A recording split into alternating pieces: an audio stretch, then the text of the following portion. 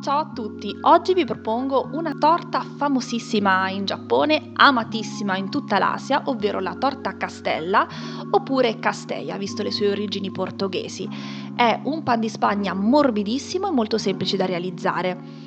Serviranno 4 uova a temperatura ambiente, 100 g di zucchero, potete anche utilizzare lo zucchero di canna, 100 g di farina, io ho usato la 00 ma va anche bene la farina 0, 50 ml di latte tiepido, io ho utilizzato il latte vegetale, un cucchiaino di estratto di vaniglia e volendo anche 50 g di miele, ma io in questa ricetta non l'ho utilizzato, se lo volete mettere lo fate sciogliere nel latte tiepido. Per la realizzazione utilizzate un recipiente che anch'esso non dovrà essere freddo, quindi io vi consiglio di riscaldarlo prima in modo che così tutti gli ingredienti si amalgameranno decisamente meglio. Mettete lo zucchero e le 4 uova. Adesso con uno sbattitore elettrico frullate fino a quando il composto non sarà spumoso e inizierà ad avere un colorito biancastro.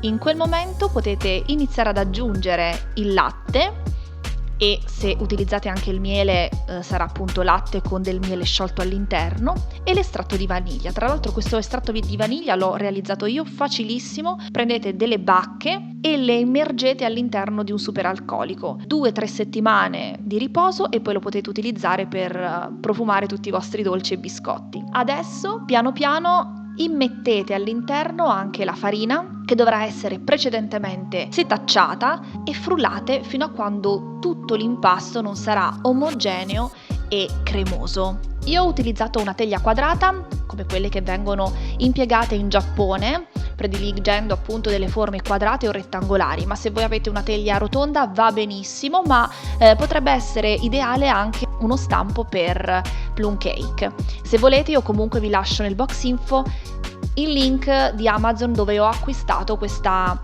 teglia con la quale mi sono trovata benissimo, anche perché ha il fondo staccabile, che è molto comoda da estrarre la torta senza rischiare di romperla. Mettete la torta a cuocere in un forno preriscaldato a 140 gradi per circa un'ora e un quarto, un'ora e 20, poi ovviamente dipende dal vostro forno. Io l'ho fatta cuocere 1 ora e 15, ma ogni tanto andavo a controllare, chiaramente dipende dalla potenza del vostro forno. E voilà, ecco qui pronta. Questa è una di quelle torte che potete farcire a vostro piacimento con della crema, con della marmellata o della cioccolata. Buonissima e anche semplice, così con una spolverata di zucchero a velo. Se la volete rendere ancora più gustosa, nell'impasto potete aggiungere del cacao oppure della polvere di tè matcha. Comunque nel box info vi lascio qualche suggerimento per fare delle variazioni e anche su Instagram mi raccomando seguitemi perché anche lì aggiungerò qualche curiosità in più su questa torta e qualche suggerimento per renderla ancora più deliziosa.